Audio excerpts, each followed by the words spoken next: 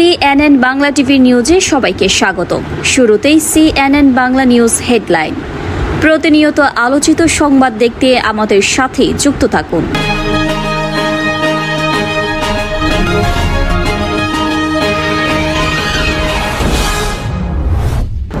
আগামী 10 আগস্ট 2026 তারিখে মাধ্যমিক পরীক্ষার ফল প্রকাশিত হতে যাচ্ছে।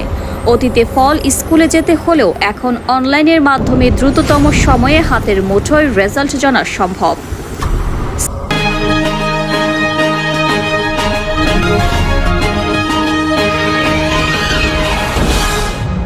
স্থানীয় সরকার, পল্লী উন্নয়ন ও সমবায় মন্ত্রী এবং বিএনপি মহাসচিব মির্জা ফখরুল ইসলাম আলমগীর জানিয়েছেন, যথাসময়ে রাষ্ট্রপতি নির্বাচন অনুষ্ঠিত হবে।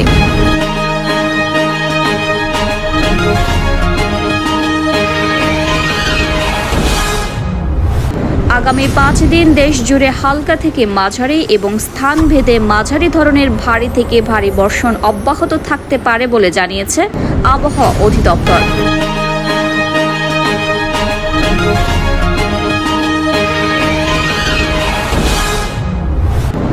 বর্তমান সরকারের সময়ে সাংবাদিকরা তুলনামূলক চাপমুক্ত পরিবেশে কাজ করার সুযোগ পাচ্ছেন বলে মন্তব্য করেছেন তথ্য ও সম্প্রচার মন্ত্রী জহির উদ্দিন স্বপন।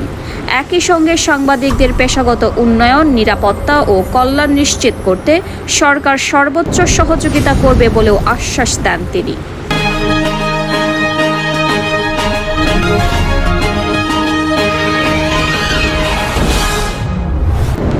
গোপালগঞ্জ সদর উপজেলার পাইকান্দি এলাকায় শ্বশুরবাড়ির পাশে একটি পুকুর থেকে BM মাহমুদুল ইসলাম নামে এক পুলিশ কর্মকর্তার মরদেহ উদ্ধার করেছে পুলিশ।